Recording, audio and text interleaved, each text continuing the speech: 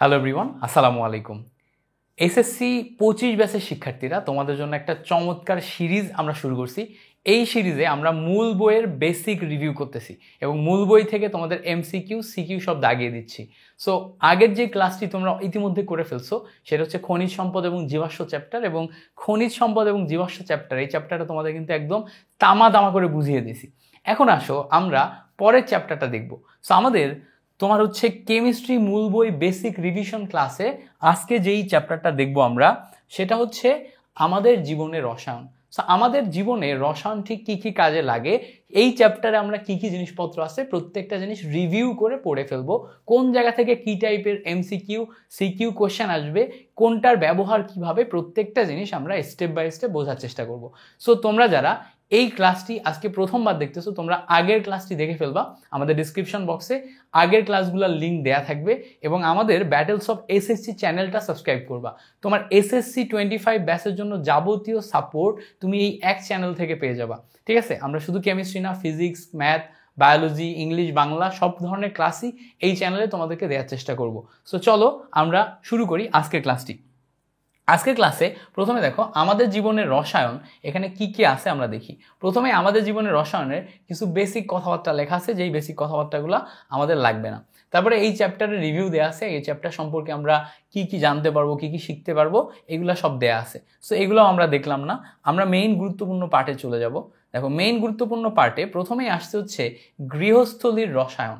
গৃহস্থলীর রসায়ন মানে আমাদের বাসা বাড়িতে কি কি আমরা হচ্ছে যে ব্যবহার করি তার রসায়ন। সো গৃহস্থলীর রসায়নে প্রথমেই দেখো আমাদের যে ইম্পর্টেন্ট ম্যাটেরিয়ালটা দেয়া আছে সেটা হচ্ছে খাদ্য লবণ। সো আমরা বাসা বাড়িতে খাদ্য লবণ ব্যবহার করি। সো বাসা বাড়িতে আমরা যে খাদ্য লবণ ব্যবহার করি, এই খাদ্য লবণগুলোকে কিন্তু আমরা খাবারে ব্যবহার করি, মানে আমরা নিজেরা খাই, রান্নাবান্না কাজে ব্যবহার করি। এছাড়াও খাদ্য সংরক্ষণে কিন্তু আমরা খাদ্য লবণ ব্যবহার করি। এবার বলবো ভাই খাদ্য সংরক্ষণে খাদ্য লবণ কীভাবে ব্যবহার করি, তুমি দেখবা অনেক ক্ষেত্রে মাছ ফ্রিজে না রেখে আমরা যদি মনে করি যে আগামীকালকে আমরা মাছ রান্না করব, মাছটা যাতে না পচে যায় সেই জন্য আমরা আগামীকাল পর্যন্ত কিভাবে এটা সংরক্ষণ করতে পারি, তখন কিন্তু ওই মাছটার উপরে লবণ দিয়ে রাখা হয়।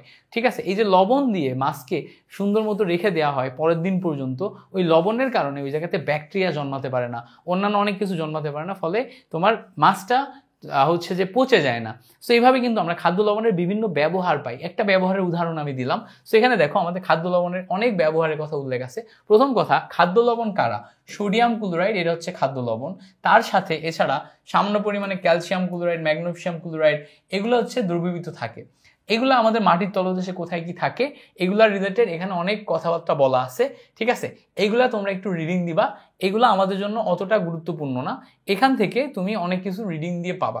ঠিক আছে, অনেক কিছু রিডিং দিয়ে পাবা। যেমন দেখো এই জায়গাতে এমসিকিউর জন্য একটা লাইন খুব গুরুত্বপূর্ণ, বলছে এভাবে উৎপন্ন লবণকে প্যাকেট করে আমরা তারপরে হচ্ছে পাঠানো হয়। আমাদের জীবনে যাবতীয় কাজ সুষ্ঠুভাবে পরিচালিত হয় বিভিন্ন আয়ন, যেমন সোডিয়াম আয়ন, পটাশিয়াম আয়ন ইত্যাদি আয়ন দরকার হয়। সো এটা কিন্তু একটা এমসিকিউ যে আমাদের জীবনের বিভিন্ন কাজ সুষ্ঠুভাবে পরিচালনার জন্য কোন কোন আয়নের দরকার পড়ে। এটা হচ্ছে সোডিয়াম এবং পটাশিয়াম আয়ন। এবার দেখো আমরা পরবর্তীতে আসি, বলছে ভাতের সাথে আমরা তরকারি খাই, তরকারিতে সোডিয়াম লবণ ব্যবহার না দিলে তরকারি সুস্বাদু হয় না, এটা আমরা একদম জানি, কমন লাইন। এবার আসো আমাদের পরবর্তীতে আমাদের বাসা বাড়িতে সোডিয়াম লবণ আর কি কি কাজে ব্যবহার হয়। দেখো শিল্প কারখানায় সোডিয়াম হাইড্রোক্সাইড যৌগ প্রস্তুত করার জন্য আমরা সোডিয়াম ক্লোরাইড ব্যবহার করি। অর্থাৎ আমরা শিল্প কারখানায় যদি সোডিয়াম হাইড্রোক্সাইড মানে ক্ষার চাই, সেটা প্রস্তুত করার জন্য আমরা সোডিয়াম ক্লোরাইড কিন্তু ব্যবহার করি। এছাড়া দেখো আমাদের বলছে ডায়রিয়া বা পানি শূন্যতা পূরণের জন্য ঔষধ শিল্পে স্যালাইন হিসেবে সোডিয়াম ক্লোরাইড ব্যবহার করা হয়। এগুলো কি আসবে? এগুলো তো এমন একটা আসে না, জাস্ট জানার প্রয়োজন, তুমি একবার রিডিং দিবা। তাহলে আসবে কি? আসবে হচ্ছে বেকিং পাউডার। বেকিং পাউডার থেকে কিন্তু এমসিকিউ আসে, বেকিং পাউডার থেকে এমসিকিউ আসে। বেকিং পাউডারের প্রস্তুতি, বেকিং পাউডারের বিক্রিয়া, এগুলো থেকে কিন্তু প্রশ্ন আসে। সো আমরা এখন বেকিং পাউডার রিলেটেড পড়াশোনা করব। সো দেখো বেকিং পাউডার রিলেটেড পড়াশোনায় আমাদের প্রথমে কি বলছে, দেখো বেকিং পাউডার বা খাবার সোডা, তাহলে বেকিং পাউডার যেটা ওটাই হচ্ছে খাবার সোডা। এইটার রাসায়নিক নাম হচ্ছে সোডিয়াম বাইকার্বনেট, অর্থাৎ NaHCO3। যখনই কোনো জায়গায় একটা যৌগের ভিতরে হাইড্রোজেন চলে আসে তখন কিন্তু যৌগটাকে বাই বলে। যেমন এখানে সোডিয়ামের সাথে হাইড্রোজেন আছে, তাহলে সোডিয়াম কার্বনেট না হয়ে এটাকে বলা হয় সোডিয়াম বাইকার্বনেট। সো এই যে সোডিয়াম বাইকার্বনেট বা সোডিয়াম হাইড্রোজেন কার্বনেট যে কোনো নামে রাখতে পারো, এইটাই হচ্ছে আমাদের বেকিং সোডা বা বেকিং পাউডার। এখন এই বেকিং সোডা তৈরি করে তার মধ্যে টার্টারিক অ্যাসিড মিশালে বেকিং পাউডার তৈরি হয়। তাহলে শুধুমাত্র সোডিয়াম বাইকার্বনেট না, সোডিয়াম বাইকার্বনেটের সাথে আমরা যদি টার্টারিক অ্যাসিড মেশাই তাহলে খাবার সোডা বা বেকিং পাউডারের সাথে, বেকিং সোডার সাথে আমরা টার্টারিক অ্যাসিড মেশালে এটা বেকিং পাউডারে পরিণত হয়। ঠিক আছে, সো এটা পাউডারে পরিণত করতে গেলে কি পাবো? দেখো, একটা হচ্ছে সোডা, খাবার সোডা বা বেকিং সোডা, সোডা থেকে আমরা পাউডারে যদি যাইতে চাই তাদের সাথে টার্টারিক অ্যাসিড যোগ করতে হবে। এখন প্রশ্ন হচ্ছে ভাই টার্টারিক অ্যাসিডের সংকেত কি? এটা মুখস্থ করতে হবে, C4H6O6, এইটা হচ্ছে আমাদের টার্টারিক অ্যাসিড, মাথায় রাখবা C4H6O6 এটা হচ্ছে আমাদের টার্টারিক অ্যাসিড। এবার বলছে দেখো বেকিং সোডা প্রস্তুতি, মানে আমরা বেকিং সোডা ঠিক কিভাবে প্রস্তুত করতে পারি। সেখানে দেখো সুন্দর মতো একটা রিডিং দেওয়ার মতো অনেক কিছু লেখা আছে, বাট আমরা এই বিক্রিয়া দেখে বেকিং পাউডার প্রস্তুত করে ফেলবো। দেখো, তোমাকে যদি বেকিং পাউডারের প্রস্তুতি লিখতে বলে তাহলে তুমি যতই এখানে ব্যাখ্যা লিখো, তুমি যদি এই দুইটা বিক্রিয়া না দিতে পারো তাহলে কিন্তু হবে না। সাপোজ ধরো 3 মার্কের কোশ্চেনে আমাদের বেকিং পাউডারের প্রস্তুতি আসে কিন্তু 3 মার্কের কোশ্চেনে, তো এই দুইটা লাইন রিয়াকশন লাইন লেখার জন্য এটার জন্য 1 মার্ক, এটার জন্য 1 মার্ক, আর টোটাল এই ব্যাখ্যাটা লেখার জন্য 1 মার্ক। এখন এই যে ব্যাখ্যাটা তুমি লিখছো, প্রথমেই তুমি যদি রিয়াকশন দুইটা লিখে ফেলো তারপরে এই ব্যাখ্যাটা লিখো, তাহলে কিন্তু টিচার এই ব্যাখ্যাটা পড়বেও না এবং ব্যাখ্যাটা তুমি তোমার নিজের ভাষায় লিখতে পারবে। এটা রিডিং পড়ে জাস্ট তুমি বোঝার চেষ্টা করলা, যেটা বুঝলা ওটাই নিজের ভাষায় লেখার চেষ্টা করবে, দ্যাটস ইট। এইটুকু করলেই কিন্তু তুমি এখান থেকে ফুল মার্ক পেয়ে যাচ্ছ। এখন তোমার প্রশ্ন আসবে, ভাইয়া এইটা আসলে তৈরি করছি কিভাবে? দেখো, প্রথমে আমরা বেকিং পাউডার তৈরি করার জন্য কার্বন ডাইঅক্সাইড নিচ্ছি, অ্যামোনিয়া নিচ্ছি এবং পানি নিচ্ছি। সো কার্বন ডাইঅক্সাইড, অ্যামোনিয়া এবং পানি তিনটা সংমিশ্রণে দেখো আমরা অ্যামোনিয়াম বাইকার্বনেট তৈরি করছি। অ্যামোনিয়াম বাইকার্বনেট ব্যাপারটা কি? দেখো, NH3 অ্যামোনিয়া, NH4 হচ্ছে অ্যামোনিয়াম, এর সাথে আমরা দেখো আরেকটা হাইড্রোজেন নিয়ে কার্বনেট তৈরি করছি। তাহলে দেখো এখানে একটা হাইড্রোজেন বেশি আছে, এটা হচ্ছে আমাদের বাইকার্বনেট বা অ্যামোনিয়াম হাইড্রোজেন কার্বনেট। এখন এই যে অ্যামোনিয়াম হাইড্রোজেন কার্বনেট নিলাম, এই অ্যামোনিয়াম হাইড্রোজেন কার্বনেট এটা কিন্তু লিখে লিখে সংকেত করতে হবে। তোমার কাছে কিন্তু এই জায়গাতে মনে হতে পারে যে এইটা কিভাবে সম্ভব, এই যৌগটা তো সম্ভব না। দেখো এই জায়গায় অলরেডি আমাদের ফিল আপ হয়ে আছে, আবার পাশে আমরা আরেকটা হাইড্রোজেন দিচ্ছি, এটা কি সম্ভব? এটা কিন্তু সম্ভব। সো এই যৌগটা যেহেতু সম্ভব, এই যৌগটা তোমাকে লিখে লিখে মুখস্থ করতে হবে, প্র্যাকটিস করে করে মুখস্থ করতে হবে বা মেমোরাইজ করতে হবে। মেমোরাইজ যখন তোমার হয়ে গেছে, এখন তুমি এই অ্যামোনিয়াম বাইকার্বনেটের সাথে সোডিয়াম সল্ট মেশাইলে সোডিয়াম বাইকার্বনেট এবং অ্যামোনিয়াম ক্লোরাইড পাওয়া। দেখো এই জায়গায় যে অ্যামোনিয়াম, এই অ্যামোনিয়াম চলে গেছে, এখান থেকে ক্লোরিন চলে আসছে। সো এই জায়গা থেকে অ্যামোনিয়াম পার্টটা, এই জায়গা থেকে অ্যামোনিয়াম পার্টটা, আর এখান থেকে ক্লোরিন পার্টটা আলাদা হয়ে যে অ্যামোনিয়াম ক্লোরাইড তৈরি হয়ে গেল। আর বাকি যে বাইকার্বনেট পার্ট, এটা সোডিয়ামের সাথে চলে আসলো। এই সোডিয়ামের সাথে চলে এসে তারপরে কিন্তু আমরা অ্যামোনিয়াম বাইকার্বনেটটা তৈরি করে ফেললাম। সো এখন আমরা এই বিক্রিয়া থেকে অ্যামোনিয়াম বাইকার্বনেট পাইলাম।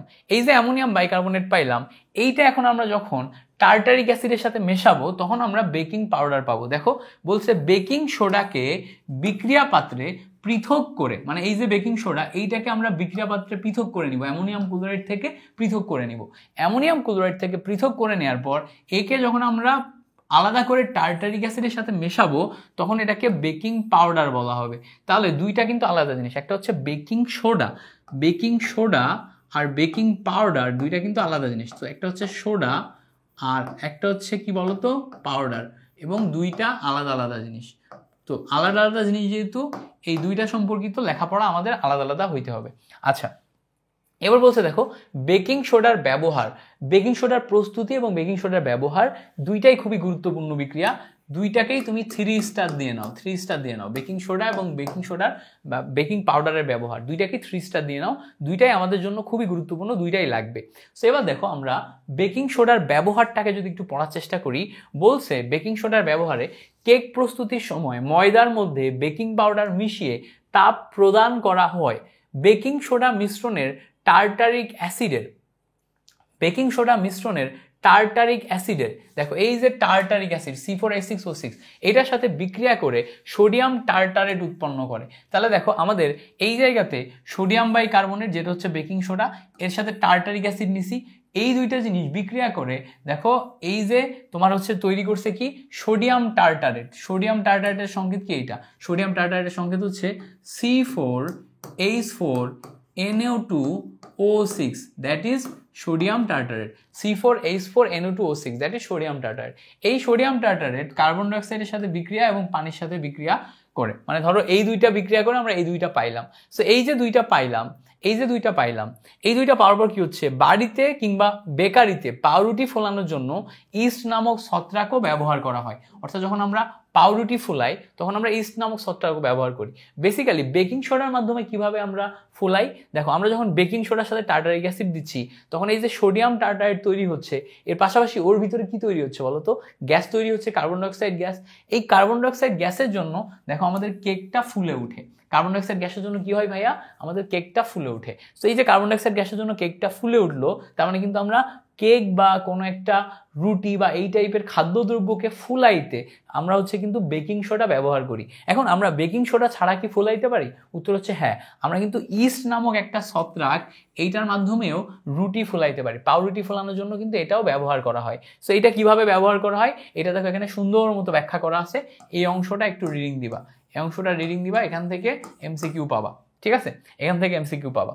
এবার আসো আমরা যদি পরবর্তী অংশ দেখি, বলছে পৃথকভাবে বেকিং পাউডার এবং ইস্টের সাথে ময়দা মেখে রেখে দাও, কিছু সময় পরে এই ময়দা দিয়ে আলাদা আলাদাভাবে কেক বানাও, দুটি কেকের মাঝে তুলনা করো, কেক দুইটি কোনো পার্থক্য দেখা যায় কিনা। সো একটাতে আমরা বেকিং পাউডার দিছি, আরেকটা হচ্ছে ইস্ট দিছি। দেখো বেকিং পাউডার দিলে এটা কিন্তু ফোলাইতে পারবে না, কিন্তু ইস্ট দিলে ফোলাইতে পারবে, কারণ কি ইস্ট নিজেই ফোলায়। এখন বলবো ভাই বেকিং পাউডার দিলে ফুলাইতে পারবে কেন? আচ্ছা বেকিং পাউডার দিলে পারবে, বেকিং সোডা দিলে পারবে না, বেকিং পাউডার দিলে পারবে। সো দুইটাই ফুলাইতে পারবে। সো দুইটাই ফুলাইতে পারবে, এটা জাস্ট একটা কাজ দিচ্ছে যে কে বেশি ফুলাইতে পারবে, কে কম ফুলাইতে পারবে। আমার মতে ইস্টের চেয়ে বেকিং পাউডার অনেক বেশি ফুলাইতে পারবে, কারণ বেকিং পাউডারে কার্বন ডাইঅক্সাইডের পরিমাণ অনেক বেশি উৎপন্ন হয়, যেটা ইস্টের চেয়ে বেশি। সো এক্ষেত্রে বেকিং পাউডার বেশি ফুলাবে। আচ্ছা এবার আসো আমাদের পরবর্তী যে ইম্পর্টেন্ট খাদ্যদ্রব্য সংরক্ষক সেটা হচ্ছে সিরকা বা ভিনেগার। এটা সম্পর্কিত পড়াশোনা আমরা অলরেডি করে আসছি এবং বলছিলাম যে ইথানোয়িক অ্যাসিডের 4 থেকে 10% জলীয় দ্রবণ, জলীয় মানে কি পানি, জলীয় দ্রবণকে আমাদের ভিনেগার বলে। ভিনেগার তরল পদার্থ, সাধারণত আচার তৈরির কাজে ভিনেগার ব্যবহার করা হয়। এই দুইটা লাইন মাস্ট মুখস্থ করবা। এই দুইটা লাইন কি করবা, এই দুইটা লাইন মুখস্থ করবা, যাতে এই দুইটা লাইন ভালো করে পড়ে তুমি হচ্ছে বিভিন্ন জায়গায় সংজ্ঞা এবং এমসিকিউতে ব্যবহার করতে পারো। এইবার দেখো আমরা ভিনেগার প্রস্তুতি কিভাবে করতে পারি। দেখো ভিনেগার প্রস্তুতির আমাদের এখানে দেখো ধাপ দেয়া আছে। ভিনেগার প্রস্তুতির ধাপ কি? প্রথমত আমাদের বলছে যে 25 ডিগ্রি সেন্টিগ্রেড টেম্পারেচারে থেকে 35 ডিগ্রি সেন্টিগ্রেড টেম্পারেচারে এটি একটা স্টিলের পাত্রে ইথানল রাখা হয় এবং অ্যাসিডোব্যাক্টর রাখা হয়। এর মাঝখানে অক্সিজেন গ্যাস বুদবুদ প্রবাহিত করলে আমাদের সিরকা বা ভিনেগার বা অ্যাসিডিক অ্যাসিড তৈরি হয়। সো এইটা আসলে কিভাবে তৈরি হচ্ছে, এখানে আমরা দেখো একটা স্টেপে অ্যাসিডিক অ্যাসিড বা সিরকা বা ভিনেগার দেখাচ্ছি। বেসিক্যালি ভিনেগার তৈরি আসলে 3 স্টেপে হয়, যেটা তুমি পরবর্তী স্টেজে যখন তুমি ইন্টারমিডিয়েটে পড়বা তখন তুমি 3 স্টেপ দেখবা। এখন তুমি জাস্ট এক স্টেপেই দেখবা। এক স্টেপে কি করবা, প্রথমে দেখো ইথানল নিবা, তার সাথে অক্সিজেন নিবা এবং এখানে অ্যাসিডোব্যাক্টর নামক একটা ব্যাকটেরিয়া নিবা। তাহলে দেখো কি কি নিলা, তুমি ইথানল নিলা, অক্সিজেন নিলা এবং অ্যাসিডোব্যাক্টর নামক একটা ব্যাকটেরিয়া নিলা। তিনটা একসাথে নেওয়ার পর যখন তুমি এই জায়গাতে জারণ করলা, তো এই অক্সিজেন গ্যাস বুদবুদ এটাকে জারণ করে তোমার কার্বক্সিলিক অ্যাসিড বা ইথানোয়িক অ্যাসিডে রূপান্তর করলো। এই যে ইথানোয়িক অ্যাসিডে রূপান্তর করলো, এইটার 6 থেকে 10% জলীয় দ্রবণ, এটাই তোমার হচ্ছে সিরকা বা ভিনেগার। এই যে 6 থেকে 10% জলীয় দ্রবণ, এটাই তোমার হচ্ছে সিরকা বা ভিনেগার। That's it. এইটুকু করলেই তুমি হচ্ছে নাম্বার পেয়ে যাচ্ছ। সো তোমাকে যদি ভিনেগার প্রস্তুতি করতে বলে তাহলে তুমি কি দেখাবা, প্রথমে এই বিক্রিয়াটা দেখাই দিবা ভাইয়া। এই বিক্রিয়াটা দেখানোর পর তারপরে যে তুমি হচ্ছে এই বিক্রিয়াটা কেমনে হয়েছে সেটার ব্যাখ্যা দিবা। বুঝতে পারছো কিনা? আচ্ছা এবার বলছে দেখো খাদ্য সংরক্ষণে ভিনেগারের ভূমিকা। খাদ্য সংরক্ষণে ভিনেগারের ভূমিকা, সো আমি আগেই দেখাইছিলাম খাদ্য সংরক্ষণে ভিনেগারের ভূমিকা কি।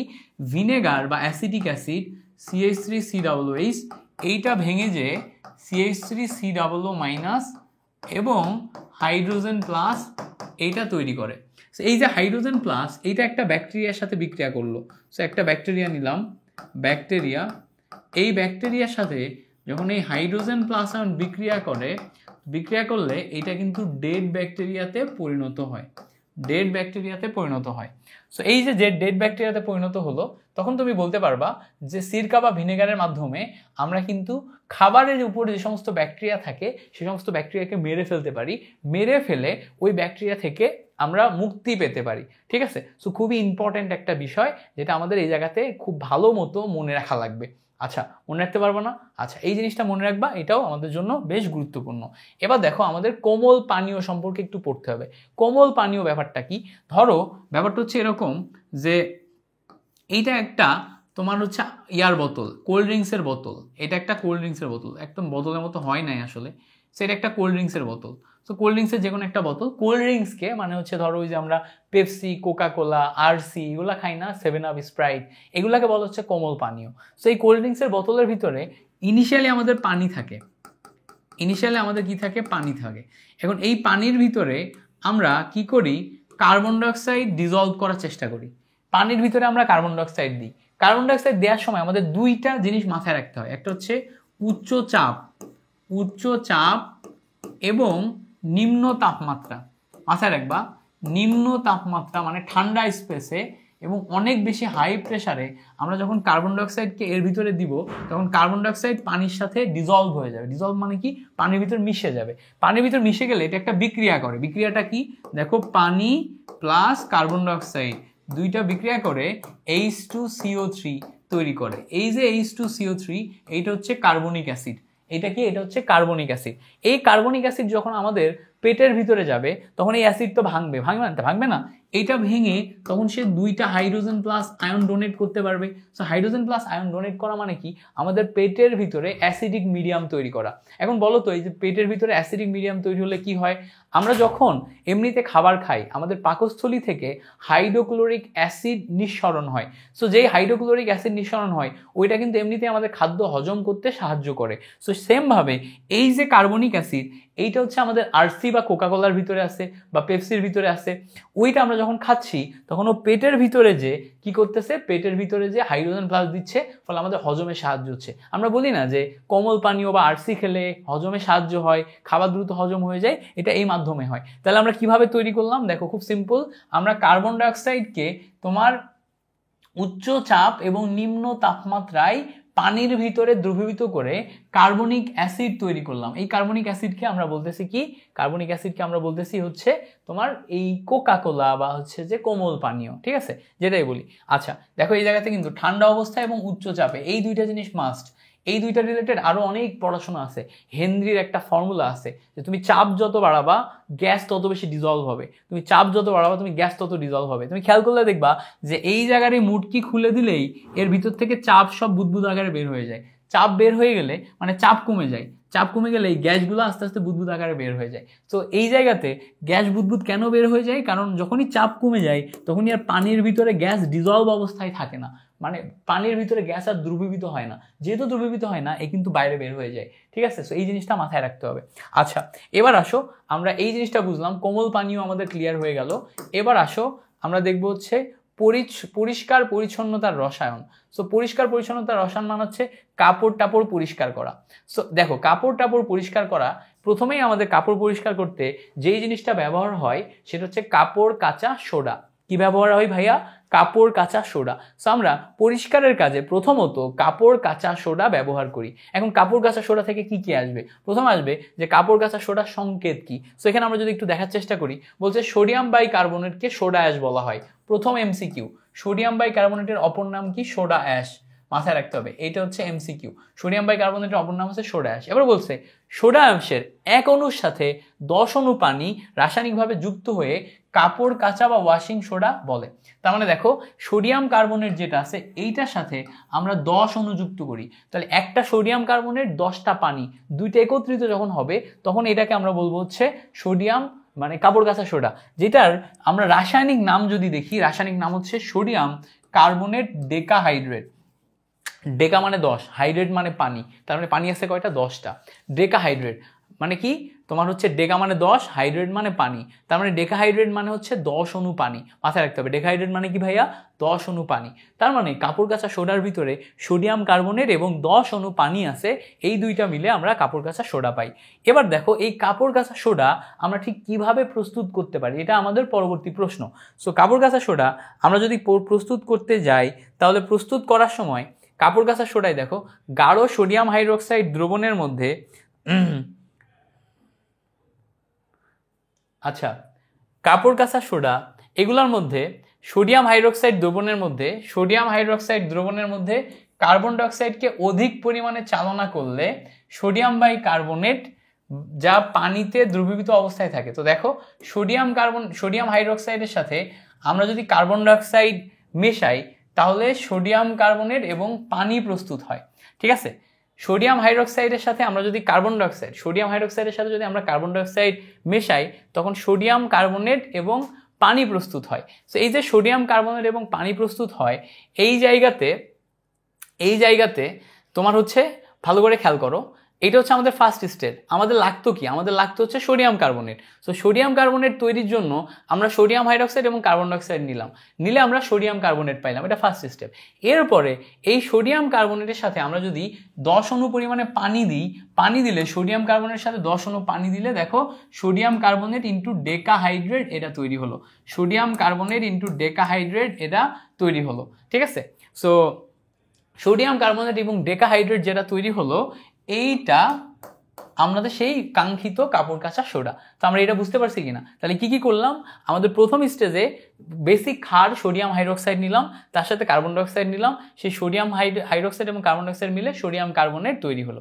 সেই সোডিয়াম কার্বনেট তৈরি হওয়ার পর তারপরে দেখো 10 অণু পানি দিলে সোডিয়াম কার্বনেট ইন্টু 10 অণু পানি তৈরি হলো। এবার বলছে দেখো কাপড় কাচা সোডার ব্যবহার এইটা কি, এইটা আমাদের করতে হবে। বলছে দেখো কাপড় পরিষ্কার করতে আমরা কাপড় কাচা সোডা ব্যবহার করি, একদম সিম্পল। তাহলে আমাদের এই জায়গাতে কাপড় কাচা সোডা থেকে আমরা কি পড়লাম? দেখো প্রথমে হচ্ছে কাপড় কাচা সোডার সংকেত কি, কাপড় কাচা সোডার সংকেতের পাশাপাশি কিভাবে প্রস্তুত করে এবং ব্যবহার কি, এই 3টা জিনিস ভালো করে পড়বা। এই 3টা জিনিসই এমসিকিউ এর জন্য ইম্পর্টেন্ট। সিকিউতে তেমন আসবে না, খ নাম্বার প্রশ্ন এবং ক নাম্বার প্রশ্নও তুমি পাবা। ক প্রশ্ন এবং খ প্রশ্ন এই 2টা প্রশ্নে তুমি পাবা। এবার বলছে দেখো টয়লেট ক্লিনার, আমাদের পরবর্তী ইম্পর্টেন্ট প্রশ্ন সেটা হচ্ছে টয়লেট ক্লিনার। টয়লেট ক্লিনার বলছে হচ্ছে টয়লেট ক্লিনারের মূল উপাদান সোডিয়াম হাইড্রোক্সাইড। টয়লেট ক্লিনারের মূল উপাদান কি? টয়লেট ক্লিনারের মূল উপাদান হচ্ছে সোডিয়াম হাইড্রোক্সাইড। সো এই সোডিয়াম হাইড্রোক্সাইড দিয়ে আমরা মেইনলি টয়লেট ক্লিন করি। টয়লেট ক্লিনারে সোডিয়াম হাইড্রোক্সাইডের সাথে সোডিয়াম হাইপোক্লোরাইড মিশ্রিত থাকে। অর্থাৎ আমরা যখন একটা টয়লেট ক্লিনার নিব সেখানে সোডিয়াম হাইড্রোক্সাইড যেমন থাকবে এর সাথে সোডিয়াম হাইপোক্লোরাইড থাকবে। হাইপোক্লোরাইড মানে কি? NaOCl। এইটার ক্ষেত্রে সুবিধা কি? দেখো সোডিয়াম আছে, অক্সিজেন আছে, ক্লোরিন আছে। এই যে ক্লোরিন, এই ক্লোরিনের জারণ মানও কিন্তু এমসিকিউতে আসে, মাথায় রাখবা। এই ক্লোরিনের জারণ মান এমসিকিউতে আসে কিভাবে? দেখো সোডিয়ামের খেয়াল করো, সোডিয়াম OCl, সোডিয়ামের জারণ মান +1, ক্লোরিনের অক্সিজেনের জারণ মান -2 প্লাস ক্লোরিনের হচ্ছে x, টোটাল মিলে 0। সো ভালো করে খেয়াল করলে দেখবা 1 - 2 plus x equals to 0। So x equals to -1, ঠিক আছে। সো x ইকুয়ালস টু -1 যেই জিনিসটা আছে এই জিনিসটা নিয়ে যদি এখন আমরা কাজ করি তাহলে দেখো এইটা হচ্ছে একটা সোডিয়াম হাইড্রোক্সাইড, এটা হচ্ছে কি সোডিয়াম হাইপোক্লোরাইড। এই দুইটা একত্রে যখন আমরা মিশ্রিত করব তখন দেখো আমরা বেসিন, কমোড ইত্যাদি পরিষ্কার করার জন্য এই টয়লেট ক্লিনার ব্যবহার করতে পারবো। যেমন দেখো বেসিন, টয়লেট, কমোড ইত্যাদিতে চর্বি জাতীয় পদার্থ বা প্রোটিন জাতীয় পদার্থ বা বিভিন্ন রং, অজৈব যৌগ এইগুলা হচ্ছে থাকে। তার মানে ধরো তোমার বাসায় যে কমোডটা আছে এই কমোডে কি থাকবে? এই কমোডে হচ্ছে চর্বি, তারপর হচ্ছে বেসিনে কমোড, তারপরে হচ্ছে তোমার চর্বি জাতীয় পদার্থ, প্রোটিন, বিভিন্ন রং, ঠিক আছে, জৈব অজৈব রোগ জীবাণু এগুলা সব এই মাঝখানে থাকতে পারে। এই যা কিছু এখানে আছে এইগুলাকে তোমার পরিষ্কার করার জন্য আমরা কি ব্যবহার করব?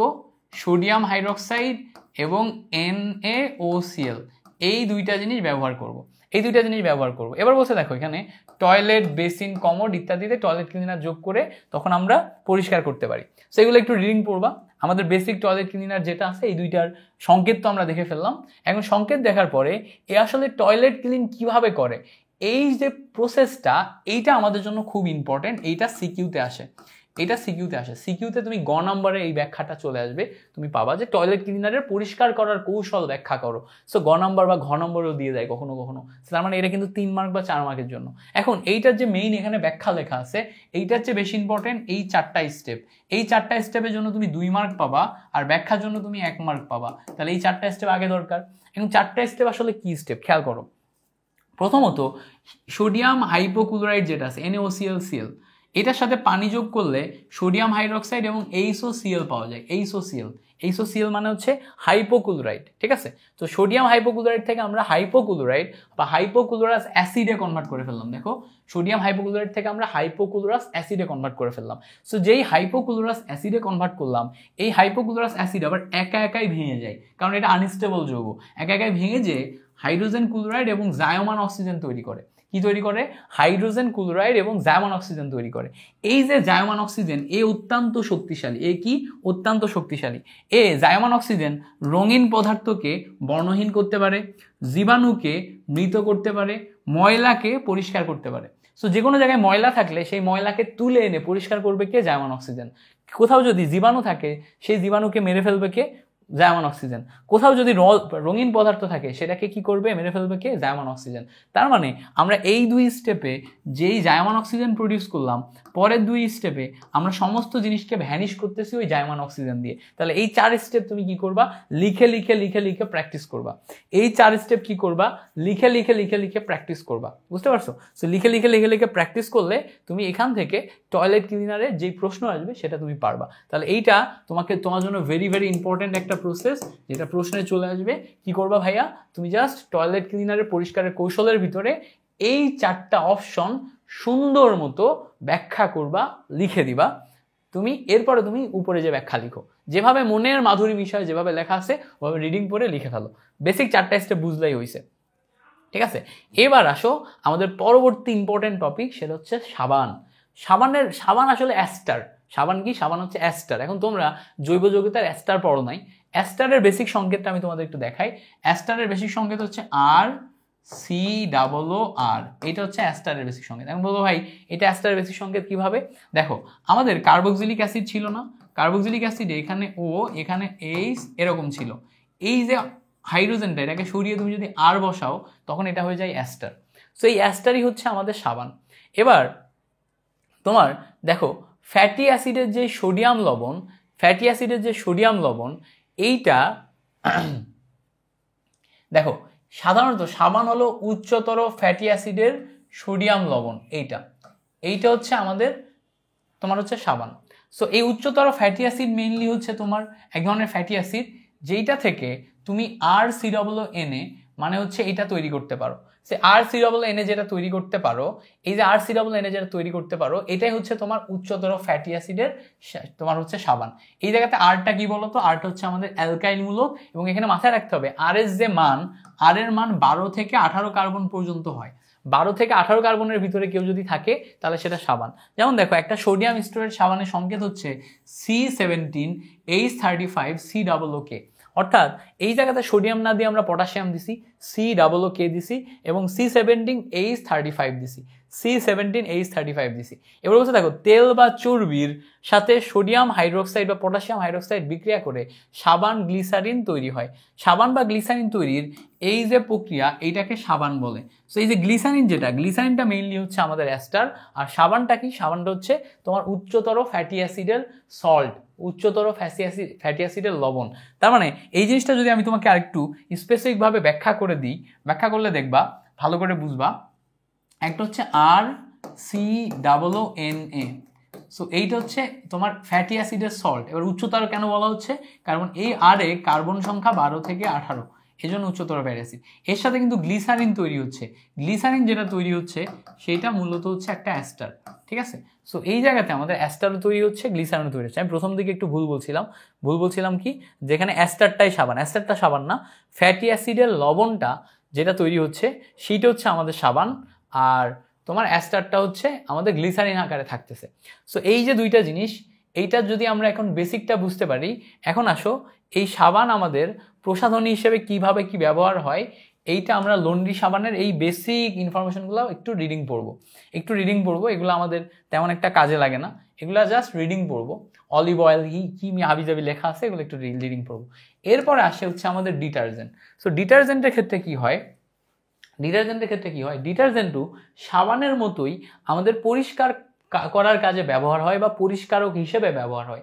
বাট ডিটারজেন্টের ক্ষেত্রে ডিটারজেন্ট হচ্ছে পাউডারের মতোও থাকতে পারে, তরলের মতো থাকতে পারে। সাবান তো সলিড।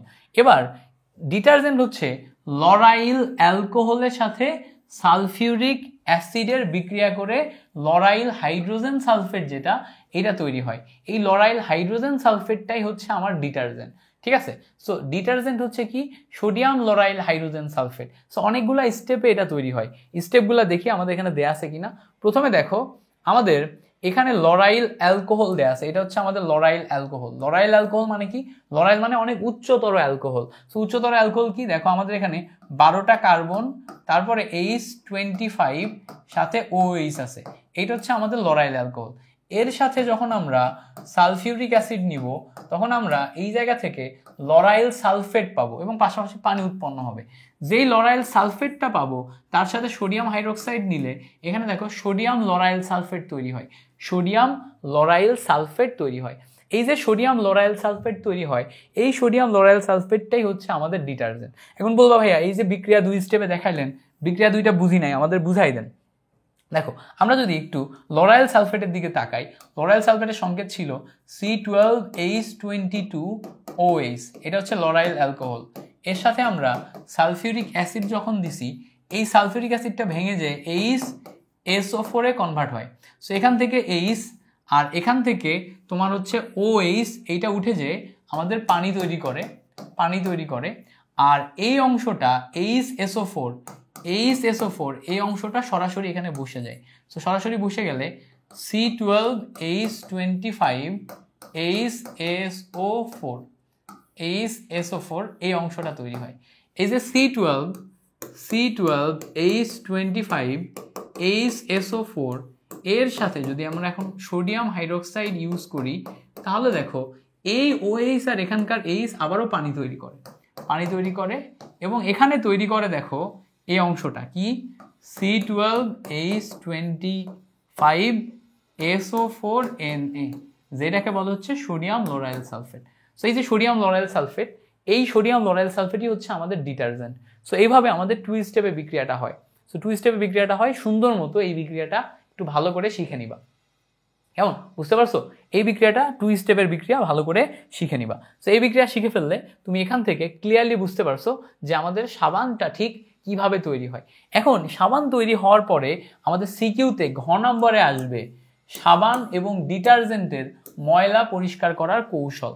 সো এই কৌশলটা আমাদের জানা লাগবে, সিকিউতে ঘ নাম্বার প্রশ্নে এটা চলে আসবে। সো এই কৌশলটা আমি সবসময় বলি, এই যে চিত্রটা আছে এই চিত্রটার মাধ্যমে ব্যাখ্যা করবা, কৌশলটা সবসময় এই চিত্রের মাধ্যমে ব্যাখ্যা করবা। এবার বলবা ভাইয়া কিভাবে ব্যাখ্যা করব? দেখো প্রথমে এই কাপড় রাখবা, এটা হচ্ছে আমার কাপড়। এই কাপড়ের উপরে তুমি এখানে তেল চর্বি দেখাই দিবা। সো এভাবে তেল চর্বি দেখাই দিবা, দিয়ে বলবা এটা হচ্ছে কাপড়, এটা হচ্ছে আমার তেল চর্বি, এবং এখানে এবার গুড়ি গুড়ি তুমি সাবান দিবা। এটা কি? এটা হচ্ছে সাবান, ঠিক আছে। এবার যখনই তুমি এইটা দিচ্ছ, সেকেন্ড স্টেজটা কিভাবে আঁকবা? সেকেন্ড স্টেজে আবার কাপড় আঁকবা এবং তুমি দেখাই দিবা যে এই জায়গাতে তেল আকর্ষী গ্রুপ, ঠিক আছে, তেল আকর্ষী অপোলার গ্রুপ। সো আমাদের দেখা যায় কি সাবানের ভিতর 2টা গ্রুপ থাকে, একটা হচ্ছে পোলার, একটা হচ্ছে অপোলার।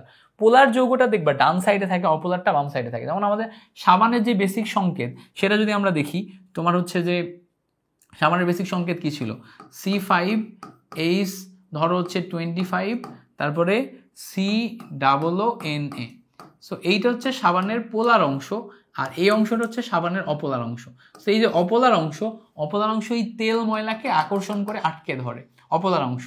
আর এই জায়গাতে দেখো এই টোটাল জিনিসটা কিন্তু পানির ভিতরে ঘটতেছে। কারণ কি, আমরা যখন কাপড় কাচি তখন আমরা পর্যাপ্ত পরিমাণে পানি দিই না, পর্যাপ্ত পরিমাণে পানি দিই। এখন অপোলার যে গ্রুপটা আছে, যেটা তেল আকর্ষী অপোলার গ্রুপ, সে কি করে এই তেল চর্বির এই কণাগুলাকে উপরের দিকে তুলে ধরে। কারণ কি, সে তেল চর্বিকে আকর্ষণ করে। এখন মাথায় রাখবা তেল চর্বিও অপোলার, আবার পানির এই অংশটাও অপোলার। সো অপোলারকে আকর্ষণ করবে, পোলারকে আকর্ষণ করবে। সো কি হয়, কাপড়ের উপরে ময়লাগুলো জমে ছিল, ওইগুলার এই কর্নারগুলোকে তুলে ফেলছে। কে তুলে ফেলছে?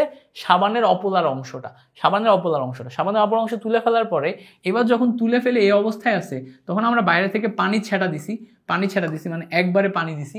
পানি দিলে এই অংশটাকে এখন যদি পানি দিয়ে ধুয়ে বের হয়ে গেছে। তাহলে দেখো এইভাবে কিন্তু আমাদের কাপড়টা পরিষ্কার হয়ে গেল। তাহলে বেসিক থিওরি এটাই, প্রথমে কাপড় থাকবে, কাপড়ের উপর তেল ময়লা থাকবে, তারপর ওখানে আমরা সাবান ঢালবো। সাবানটা কি করবে, এই তেল ময়লাকে সাবানের অপলার অংশ তেল ময়লার অপলার অংশকে তোমার হচ্ছে আকর্ষণ করে কাপড় থেকে তুলে ফেলবে। এবার যখন আমরা পানি দিব ওই তুলে ফেলা ময়লাটা এখান থেকে ধুয়ে চলে যাবে। একদম বেসিক 3 স্টেপের জিনিস। সো এই 3টা স্টেপ তুমি কি করবা, ঠিক এইভাবেই পেন্সিল দিয়ে খাতায় এঁকে দিবা। এইটা আঁকার পরে বাকি এখানে যে ব্যাখ্যাগুলো আছে এই ব্যাখ্যা তুমি যেভাবেই লিখো তুমি ফুল মার্ক পেয়ে যাবা।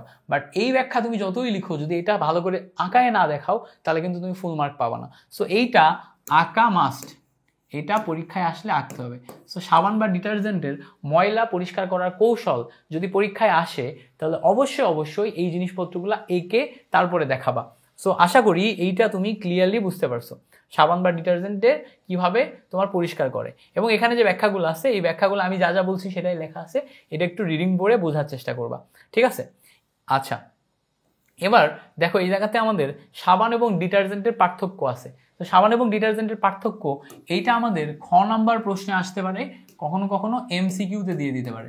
সো খ নাম্বার প্রশ্নের জন্য এটা ইম্পর্টেন্ট, আবার এমসিকিউর জন্য ইম্পর্টেন্ট। তো কি বলছে, সাবান এবং ডিটারজেন্ট। সাবান হচ্ছে দীর্ঘ শিকল বিশিষ্ট ফ্যাটি অ্যাসিডের সোডিয়াম লবণ বা পটাশিয়াম লবণ, সেই জায়গাতে ডিটারজেন্ট হচ্ছে দীর্ঘ কার্বন শিকল বিশিষ্ট বেনজিন সালফোনিক অ্যাসিডের সোডিয়াম লবণ, ঠিক আছে? বেনজিক সালফোনিক অ্যাসিডের সোডিয়াম লবণ। এবার বলছে সাবান খড় পানিতে ভালো কাজ করতে পারে না। এবার বলছে দেখো ডিটারজেন্ট খড় পানিতে ভালো কাজ করতে পারে। সো তোমার একটা হচ্ছে খড় পানিতে ভালো কাজ করতে পারে না কে, সাবান। মানে তুমি যদি একটা পানির ভিতরে ক্যালসিয়াম সল্ট ম্যাগনেসিয়াম সল্ট থাকে তার মানে সে হচ্ছে খড় পানি। সেই খড় পানির ভিতরে তুমি যখন সাবান নিয়ে যাবা তখন সে ভালো করে পরিষ্কার করতে পারবে না। খড় পানি সম্পর্কে একটু ধারণা দিই তোমাদের। খড় পানি মানে হচ্ছে পানির ভিতরে যদি ক্যালসিয়াম 2+, ম্যাগনেসিয়াম 2+, আয়রন 2+ এগুলা থাকে তখন সেই পানি হচ্ছে খড় পানি হয়, ঠিক আছে? খড় পানির আবার অনেকগুলো কাহিনী আছে, স্থায়ী ক্ষরতা অস্থায়ী ক্ষরতা। সেই স্থায়ী অস্থায়ী ক্ষরতার উপর ডিপেন্ড করে যখনই তুমি এখানে সাবান দিবা, মানে ধরো হচ্ছে যে কলের পানিতে ক্যালসিয়াম ম্যাগনেসিয়াম আয়রন এগুলো থাকে, ফলে দেখবা কলের পানিতে কাপড় খুব বেশি পরিষ্কার হয় না। বাট পুকুরের পানিতে থাকে না, ফলে পুকুরের পানিতে গেলে কাপড় আবার ভালো পরিষ্কার হয়। আবার দেখা যায় যে ডিটারজেন্ট দিয়ে তুমি যদি আবার কলের পানি দিয়ে পরিষ্কার করো কলের পানিতে পরিষ্কার হবে, কারণ খড় পানির উপরে ডিটারজেন্টের কোনো প্রভাব নেই। মানে খড় পানি থাকলে থাকলো, না থাকলে না থাকলো, ডিটারজেন্ট তার কিছু যায় আসে না, ডিটারজেন্ট যা করার তাই করবে, ঠিক আছে? এইটুকু হচ্ছে আমাদের এখানকার বেসিক। এবার বলছে দেখো ডিটারজেন্টের চেয়ে পরিষ্কারকরণের ক্ষমতা সাবানের কম, অর্থাৎ সাবান কম পরিষ্কার করতে পারে আর ডিটারজেন্ট বেশি পরিষ্কার করতে পারে। সো এই পার্থক্যগুলা তোমার হচ্ছে ভালো করে পড়তে হবে। এবার দেখো অতিরিক্ত সাবান এবং ডিটারজেন্ট এইগুলা তোমার হচ্ছে যে ব্যবহার করার কুফল কি। অতিরিক্ত সাবান এবং ডিটারজেন্ট ব্যবহার করলে এই সাবান এবং ডিটারজেন্টের ভিতরে যে ট্রাইসোডিয়াম ফসফেট থাকে এগুলা পানির ভিতরে চলে যায়, ফলে কি এটা পানির ভিতরে চলে গেলে পানি দূষিত হয়, পানি দূষিত হয়ে গেলে মাছ, ছোট ছোট জীব, তোমার হচ্ছে যে অন্যান্য যে অণুজীবগুলো আছে বা পানির ভিতরের যেই অন্যান্য গাছপালাগুলো আছে, মাইক্রো লেভেলে যে সমস্ত অর্গানিজমগুলো আছে অর্গানিজমগুলো আছে ওই সবগুলা কি মরে যায় পানির জন্য, পানিতে তারা বসবাসের অনুপযোগী হয়ে যায়। তার মানে কি আমরা এখানে লিখতে পারি যে আমরা যদি সাবান এবং ডিটারজেন্ট পানিতে অতিরিক্ত পরিমাণে ব্যবহার করি তাহলে পানির ভিতরে যে সমস্ত জীবগুলো আছে সেই জীবগুলোর জন্য বসবাসের জন্য অনুপযোগী হয়ে যাবে। আরও অনেকগুলো প্যারামিটার আছে, যেমন এখানে হচ্ছে আমরা বড় যখন হব তখন পড়বো, এখানে ডিও পরিমাপ করতে হয়, পিএইচ পরিমাপ করতে হয়, বিওডি পরিমাপ করতে হয়, সিওডি পরিমাপ করতে হয়। এই যে প্যারামিটার এগুলো সব এই খড় পানির উপর ডিপেন্ড করে আমরা করি, তোমার হচ্ছে পরিমাপ করি। এবার দেখো এই প্রসাধনী থেকে এমসিকিউ আসে, মাস্ট এমসিকিউ আসে। সো এই প্রসাধনীটা একটু ভালো করে পড়তে হবে। যেমন ধরো তোমরা আগেই জেনেছো যে ত্বকের পিএইচ এর এতর মধ্যে থাকে। সো আমাদের কিন্তু এমসিকিউ আসে আমাদের ত্বকের পিএইচ মান কত, এমসিকিউ আসে ত্বকের পিএইচ মান কত। সো এটা একটা খুব গুরুত্বপূর্ণ ধাপ। এবার বলছে দেখো পিএইচ এত থেকে এত এর বেশি থাকলে সেই প্রসাধনী ত্বকের জন্য স্বাভাবিকভাবে অম্লত্ব কমে যায়। মানে ধরো এই যে রেঞ্জ আছে এই রেঞ্জের চেয়ে যদি বেশি হয় তাহলে সেই বেশি অম্লীয়, তাই না? সো সে ফলে আমাদের ত্বকের কিন্তু ক্ষতি হবে। সো এই ক্ষতিটার কথাই আমাদের বলছে, ঠিক আছে? এই হচ্ছে আমাদের এখানকার কাহিনী। এখানে আমাদের একটা প্র্যাকটিক্যাল দেয়া আছে, সাবান তৈরির প্র্যাকটিক্যাল। সো সাবান তৈরির প্র্যাকটিক্যাল এটা আমাদের তো আর লাগতেছে না, আমরা জাস্ট সাবান তৈরির বিক্রিয়াটা দেখব। সাবান তৈরির বিক্রিয়াটা এখানে কি দেয়া আছে? সাবান তৈরির বিক্রিয়াটা দেয়া আছে? দেয়া নাই। সো এবার আসো আমাদের ব্লিচিং পাউডার একটা যৌগ আছে। ব্লিচিং পাউডারের যে বেসিক সংকেত সেটা হচ্ছে ক্যালসিয়াম ক্লোরোহাইপোক্লোরাইড, এটা হচ্ছে ব্লিচিং পাউডারের বেসিক সংকেত। সো ব্লিচিং পাউডারের বেসিক সংকেতটা কি দেখো, আমি এটাকে এভাবে পড়ি CaOCl। এবার ভালো করে খেয়াল করলে দেখবা এই জায়গাতে যেই তোমার হচ্ছে যে যৌগটা আছে এই যৌগের ভিতর দুইটা ক্লোরিন না, দুইটা ক্লোরিনের জারণ মান দুই রকম, একটার জন্য হচ্ছে -1 আর একটার জন্য হচ্ছে +1, ঠিক আছে? দুইটা ক্লোরিনের জারণ মান দুই রকম। সো CaOCl এটা হচ্ছে আমাদের ব্লিচিং পাউডারের সংকেত। সো এই যে ব্লিচিং পাউডার, এই ব্লিচিং পাউডারের মাধ্যমে আমরা অনেক কিছু করি। সো ব্লিচিং পাউডার বেসিক্যালি কি করে সেটা সম্পর্কিত দেখবা যে এখানে একটা সুন্দর ধারণা দেয়া আছে। সো ব্লিচিং পাউডারও ওই যে তোমার রঙিন যৌগকে বর্ণহীন করে, জীবাণুকে মেরে ফেলে। সো দেখবা যে বাসায় যদি কোথাও জীবাণু বা পোকামাকড় হয়, ব্লিচিং পাউডার স্প্রে করে। যদি কাপড়ে দাগ তুলতে যায়, ব্লিচিং পাউডার স্প্রে করে, ঠিক আছে? তাহলে কি রঙিন যৌগকে বর্ণহীন করে, আবার কি পোকামাকড় মারে, জীবাণু মারে, এগুলোতে ব্লিচিং পাউডার ব্যবহার করা হয়। এবং প্রশ্ন হচ্ছে ব্লিচিং পাউডার তৈরি হয় কিভাবে এবং কাজ কিভাবে করে। দেখো, ব্লিচিং পাউডার তৈরির জন্য আমরা প্রথমে ক্যালসিয়াম হাইড্রোক্সাইড নিচ্ছি, মানে চুনের পানি, ক্যালসিয়াম হাইড্রোক্সাইড, তার সাথে ক্লোরিন নিচ্ছি, নিয়ে হিট দিলে CaOCl এবং পানি তৈরি হচ্ছে। তার মানে এইটা কিন্তু তোমার অসামঞ্জস্য বিক্রিয়া। অসামঞ্জস্য বিক্রিয়া কেন বলে? একটার ভিতরেই দুইটা তোমার হচ্ছে যে জারণ সংখ্যা চলে আসছে, এই জন্য এটাকে অসামঞ্জস্য বিক্রিয়া বলে। সো এই বিক্রিয়ার মাধ্যমে আমরা এখানে কি পাইলাম? ব্লিচিং পাউডার পাইলাম। এবার এই দেখো, এই ব্লিচিং পাউডার দাগ কিভাবে তুলবে? এই ব্লিচিং পাউডারই যখন তুমি পানির ভিতরে দিবা, ব্লিচিং পাউডার ভেঙে যে ক্যালসিয়াম ক্লোরাইড এবং HCl মানে ওই যে হাইপোক্লোরাস অ্যাসিড তৈরি করবে। এবং আমি তোমাকে আগেই বলছিলাম হাইপোক্লোরাস অ্যাসিড এইটা কিন্তু দ্রুত ভেঙে যে হাইড্রোজেন ক্লোরাইড এবং জায়মান হাইড্রোজেন তৈরি করে, জায়মান অক্সিজেন তৈরি করে। এই জায়মান অক্সিজেন থাকা মানে এর রঙিন যৌগকে বর্ণহীন করতে পারে, এই জীবাণুকে মেরে ফেলতে পারে। তার মানে দেখো, এই জায়গাতে আমরা ব্লিচিং পাউডারের জন্য 3টা স্টেপে বিক্রিয়া দেখলাম। ভাইয়া কয়টা স্টেপ? 3টা স্টেপ।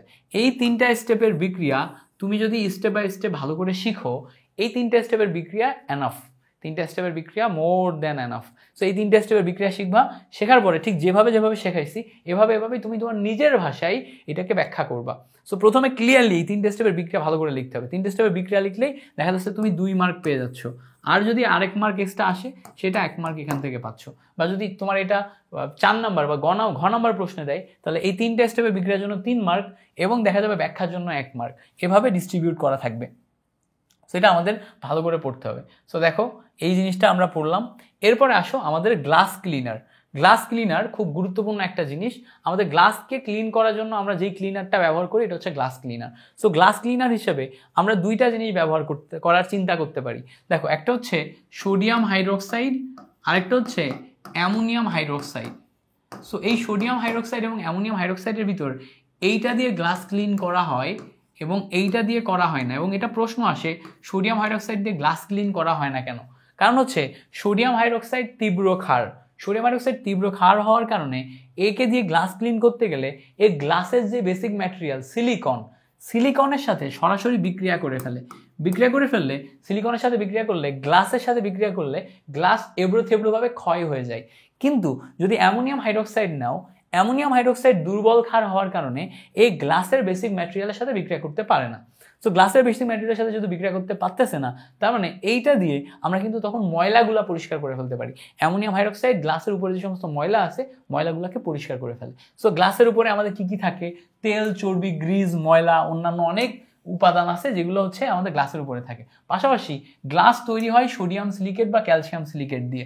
এই সোডিয়াম সিলিকেট বা ক্যালসিয়াম সিলিকেটের সাথে যদি আমরা অ্যামোনিয়াম হাইড্রোক্সাইড মেশাই, তাহলে আমরা দেখা যায় যে এখান থেকে পরিষ্কার করে ফেলতে পারি। সো পরিষ্কারের কৌশলটা কি? দেখো, পরিষ্কারের কৌশলটা এখানে দেখাইছে, পরিষ্কারের কৌশলটা দেখাই দিছে, এই যে জায়গায় লিখে দিছে। সো পরিষ্কারের কৌশলটা লিখবা। এবার দেখো, এই জায়গাতে পরীক্ষাগারে অ্যামোনিয়া প্রস্তুতি দেখাইছে। এইটা MCQ এর জন্য ইম্পর্টেন্ট, এটা একটু পড়ে রেখো। প্র্যাকটিক্যাল টাইপ অংশে দেয়া আছে, বাট আমাদের বেশ ইম্পর্টেন্ট। পরীক্ষাগারে অ্যামোনিয়া প্রস্তুতিতে আমরা কি করছি?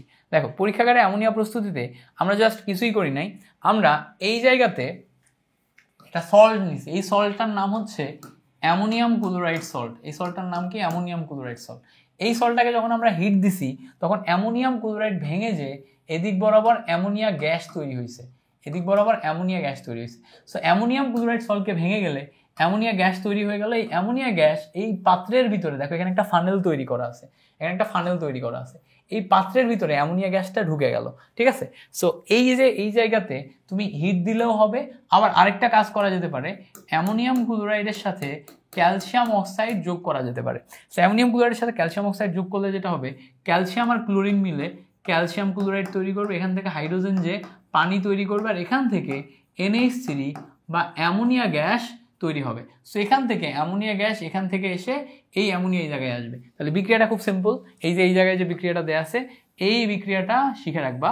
এই বিক্রিয়ার মাধ্যমে উৎপন্ন অ্যামোনিয়া গ্যাস আমরা দেখো একটা টেস্ট টিউবের মাধ্যমে ধরে ফেলতেছি, ঠিক আছে, একটা টেস্ট টিউবের মাধ্যমে ধরে ফেলতেছি। আচ্ছা, শিল্প কারখানায় অ্যামোনিয়া উৎপাদন, এইটা আবার দেখাইছে। শিল্প কারখানায় অ্যামোনিয়া উৎপাদন হচ্ছে একটা বেসিক বিক্রিয়া, এটা একটু মনে রাখবা। শিল্প কারখানায় অ্যামোনিয়া উৎপাদন এটাও কিন্তু আমাদের পরীক্ষায় দিয়ে দেয়, সিকিউতে দেয়, এমসিকিউতে দেয়। এমসিকিউতে কি দিবে দেখো, শিল্প কারখানায় অ্যামোনিয়া উৎপাদনের সময় নাইট্রোজেন এবং 3 মোল হাইড্রোজেন বিক্রিয়া করে তোমার 2 মোল অ্যামোনিয়া এবং 92 কিলোজুল তাপ উৎপন্ন হয়। এই বিক্রিয়াটা ঘটানোর সময় আমাদের একটা তোমার আয়রন নল নিতে হয়, একটা আয়রন নল। দেখো এখানে একটা আয়রন নল নিতে হয়। এই আয়রন নলের ভিতরে তুমি যখন আয়রন নলের ভিতরে তুমি যখন হচ্ছে নাইট্রোজেন পাস করাবা এবং হাইড্রোজেন পাস করাবা, তখন এই নাইট্রোজেন এবং হাইড্রোজেনের ভিতরে যাওয়ার সময় বিক্রিয়া ঘটে এখান থেকে অ্যামোনিয়া বের হবে, ঠিক আছে। সো তার মানে এই এনভায়রনমেন্টটার ভিতরেই কিন্তু আমার বিক্রিয়া ঘটতেছে। সো বিক্রিয়ার ঘটার জন্য যে এই এনভায়রনমেন্ট, এটা আসলে কি হবে, একটা আয়রন নল নিতে হবে। সেই আয়রনের চাপ হবে 200 থেকে 250 অ্যাটম এবং তাপমাত্রা হবে 450 থেকে 550 ডিগ্রি সেন্টিগ্রেড টেম্পারেচার।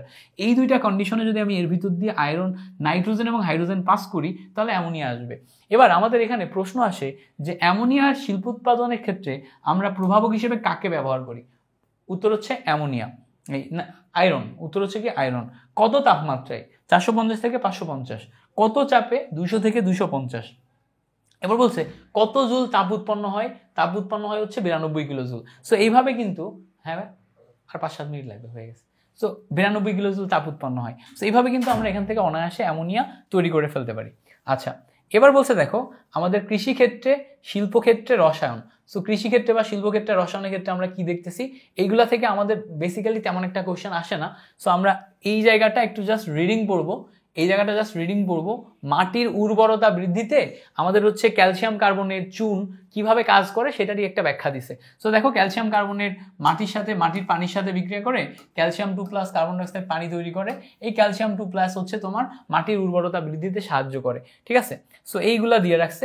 এরপরে দেখো এই ইউরিয়া দিয়ে রাখছে। ইউরিয়ার ক্ষেত্রে ইউরিয়া প্রস্তুতকরণের এই প্রসেসটা একটু শিখবা। ইউরিয়া প্রস্তুতকরণের প্রসেস কি দেখো, কার্বন ডাইঅক্সাইড প্লাস অ্যামোনিয়া বিক্রিয়া করে দেখো তোমার NH2CO NH4 তৈরি করছে। NH2CO NH4 এইটাকে বলা হচ্ছে অ্যামোনিয়াম কার্বামেট। কি বলে? Ammonium carbamate. এটা কিন্তু এমসিকিউতে আসে। প্রশ্ন বলবে নিচের কোনটি অ্যামোনিয়াম কার্বামেট। সো নিচের কোনটি অ্যামোনিয়াম কার্বামেট সেটা হচ্ছে প্রশ্নতে আসলে আমাদের এটা দেখাতে হবে। এই অ্যামোনিয়াম কার্বামেটকে এখন তুমি যদি এবার ভাঙো তাহলে NH2CO NH2 এবং পানি তৈরি হয়। এইটা হচ্ছে আমাদের ইউরিয়া সংকেত, ঠিক আছে। এটা হচ্ছে ইউরিয়া সংকেত আর এটা হচ্ছে অ্যামোনিয়াম কার্বামেট সংকেত। সো ইউরিয়া প্রস্তুতি, এটা আমাদের কখনো কখনো ইয়াতে আসতে পারে, এমসিকিউতে বা খ নম্বর প্রশ্ন আসতে পারে। সো এটা একটু আমাদের মনে রাখতে হবে। এবার দেখো ইউরিয়া কিভাবে আমাদের মাটিতে শোষণ হয় সেটা আমাদের একটু ব্যাখ্যা সহ পড়তে হবে। এটা কিন্তু যদি কোশ্চেন কঠিন করে তাহলে এই জায়গা থেকে কিন্তু কোশ্চেন দিয়ে দেয়। দেখো ইউরিয়া NH2CO NH2 এই আকারে আছে। এটা যখন তুমি পানিতে দিবা তখন ইউরেজ নামক এনজাইম এটাকে ভেঙে ফেলবে। মাটির ভিতরে ইউরেজ নামক এনজাইম আছে, সে এনজাইম ভেঙে ফেলে NH4+ OH- এবং কার্বন ডাইঅক্সাইড এই 3 ভাগে ভাগ করে ফেলবে। এই যে NH4+ এইটাকে কিন্তু উদ্ভিদ শোষণ করতে পারে। স্বাভাবিক অবস্থায় ইউরিয়া অবস্থায় কিন্তু শোষণ করতে পারবে না, অ্যামোনিয়াম প্লাস আয়ন থাকা অবস্থায় শোষণ করতে পারবে। তার মানে যখন আমরা ইউরিয়া সার দিব, ইউরিয়া সারকে আমরা অ্যামোনিয়াম প্লাস আয়ন আকারে তোমার হচ্ছে উদ্ভিদ শোষণ করবে। সো এইটা হচ্ছে আমাদের এখান থেকে মনে রাখা লাগবে। এবার দেখো আমাদের পরবর্তীতে অ্যামোনিয়াম সালফেট এইটা তৈরি একটু দেখতে হবে। দেখো আমাদের বেসিক অ্যামোনিয়ার সাথে সালফিউরিক অ্যাসিড যোগ করলে আমরা অ্যামোনিয়াম সালফেট এবং পানি পাই। এই যে অ্যামোনিয়াম সালফেট এবং পানি, এইটার আমাদের অনেক রকম ব্যবহার আছে। সো এইটা একটু দেখবা। তারপরে কৃষি প্রক্রিয়াকৃত রাসায়নিক দ্রব্য, এইটা একদম বেসিক রিডিং মারবা, এটা একদম বেসিক রিডিং, ঠিক আছে, বেসিক রিডিং। আর এই বিক্রিয়া তো আমরা আগেই দেখে আসছি। ক্যালসিয়াম কার্বাইডকে পানি আর্দ্র বিশ্লেষণ করলে তোমার হচ্ছে ইথাইন বা অ্যাসিটিলিন তৈরি হয়, ঠিক আছে। এগুলো হচ্ছে একদম বেসিক, এগুলো হচ্ছে রিডিং মারবা, এগুলো হচ্ছে রিডিং করবা, ঠিক আছে। এগুলো সব রিডিং পড়বা। এই হচ্ছে আমাদের চ্যাপ্টার শেষ। সো আশা করি এই টোটাল চ্যাপ্টার জুড়ে যা যা তোমাদের দেখিয়েছি প্রত্যেকটা জিনিস তোমাদের জন্য হেল্পফুল ছিল। তোমরা প্রত্যেকটা জিনিস ঠিকঠাকভাবে বুঝতে পারছো। এই চ্যাপ্টার রিভিউ ক্লাসে আমি তোমাদের MCQ এবং CQতে যা যা আসে সেগুলো একটু সুন্দর মতো বুঝিয়ে দেওয়ার চেষ্টা করছি এমসিকিউ এবং সিকিউ মিলে যা যা আসে। সো আমাদের এই কেমিস্ট্রি মূল বই বেসিক রিভিশন এই ক্লাসগুলা তোমার কাছে কেমন লাগছে সেইটা একটু জানিও, এবং তোমরা আমাদের ব্যাটলস অফ এসএসসি চ্যানেলটাকে সাবস্ক্রাইব করবা, তোমাদের ফ্রেন্ডদের ভিতরে ছড়িয়ে দিবা। আশা করছি তোমাদের জন্য আরও চমৎকার চমৎকার কিছু ক্লাস এবং টোটাল বইটাকে রিভিউ করে দিতে পারবো। সো ততক্ষণ পর্যন্ত ভালো থাকো, সুস্থ থাকো, ভাইয়ের ক্লাসের জন্য অপেক্ষা করো এবং চ্যানেলকে সাবস্ক্রাইব করো। আসসালামু আলাইকুম রহমতুল্লাহ।